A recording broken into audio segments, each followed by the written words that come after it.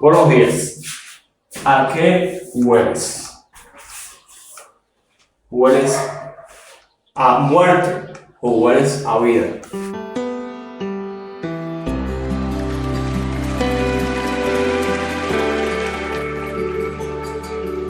A vida.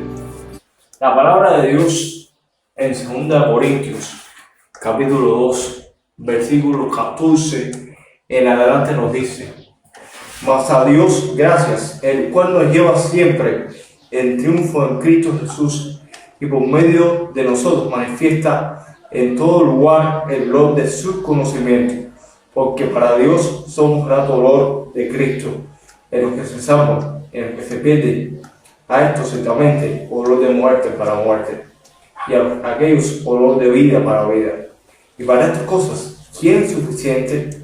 Porque no somos como muchos que medran falsificando la palabra de Dios, sino que con sinceridad y como de parte de Dios y delante de Dios hablamos en Cristo. Pablo empieza diciendo algo muy crucial para la vida de creyente, y es triunfantes en Cristo. Nosotros somos personas más que vencedoras. ¿Por qué? Por medio de aquel que nos amó, por medio de aquel que sufrió la muerte y sufrió los dolores inhumanos. ¿Para qué? Para ser un pueblo digno de alabar a Dios. Por eso que nosotros somos más que vencedores, porque tenemos a Dios en nuestros corazones. Ahora, una vez que tenemos a Dios, una vez que conocemos a Dios, hay tres tipos de olores que se manifiestan en nuestras vidas. Olor de muerte. ¿En qué lugar estás? ¿Estás en la muerte? O sea, ¿estás haciendo lo malo ante los ojos de Dios? ¿Estás, a pesar de que tú conoces a Cristo, a pesar de que tú conoces a Rey de Reyes, estás haciendo las cosas mal delante de Él? ¿Estás llevando una vida hipócrita? ¿Estás llevando una vida mundana e impía delante de Él, puesto que Él murió y resucitó por ti? ¿Qué testimonio estás dando delante de las personas? Olor de muerte. Olor de vida. Eso solamente lo sabes tú y lo sabe Dios. ¿Estás poniendo el nombre de Cristo en ridículo o estás poniendo en alto el nombre de Cristo?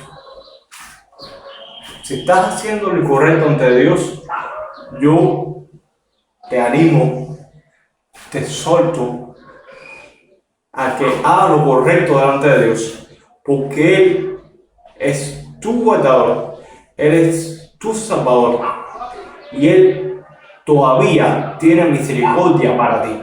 Y si vas delante del trono de Él, hallarás gracia para oportuno socorro. Ahora, olor de vida. Estos son aquellas personas que reconocen que Cristo murió por ellos, reconocen que Cristo le dolió y estuvo horas y horas y horas en agonía, sufriendo para alcanzar su vida, para salvar nuestras vidas de la ira venidera de Dios.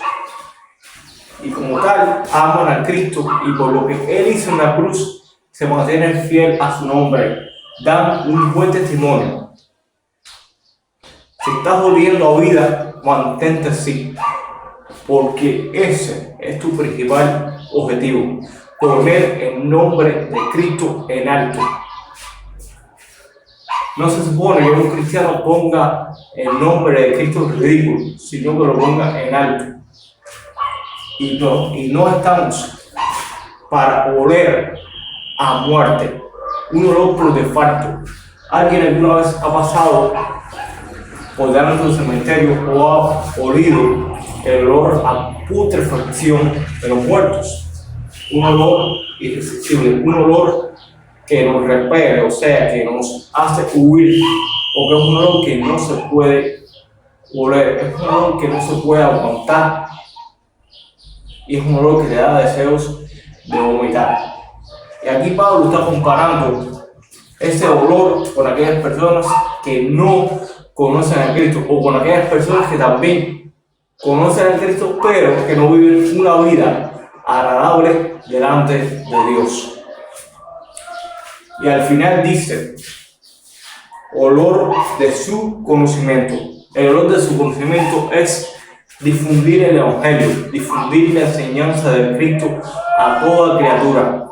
¿Qué estás haciendo con ese conocimiento que tienes, que has adquirido de los años que llevas, o pocos años que llevas en la iglesia? O los años que llevas no en la iglesia, porque tú eres la iglesia, sino en los caminos del Señor. Ese conocimiento, ese olor, debemos expandirlo, debemos ser excelentes embajadores de su reino. Un embajador es aquel que transmite el mensaje de otro reino. Nosotros tenemos que transmitir ese mensaje de ese reino de los cielos, no solamente a los creyentes para edificación, sino para aquellos que no han creído en Jesús y que están por creer en Él. No nos conformemos con solamente tener un buen testimonio. Ese testimonio es bueno. ¿Por qué? Porque nosotros somos cartas abiertas que las personas leen. Nuestro testimonio es como ese tipo de cartas. Es como esa aplicación que te dice lo que está bien y lo que está mal. No sé si han visto aplicaciones del teléfono que le dicen, que le dan información exacta de algo que estás buscando, un tema específico. Estás buscando en internet, como en Google. El Google te da, tú le pones un tema, tú le haces una pregunta y te da esa pregunta. Así es nuestras vidas. Las personas se preguntan, ¿quién es este? Y nuestro propio testimonio da la respuesta y le dice, este es cristiano, es seguidor de Cristo.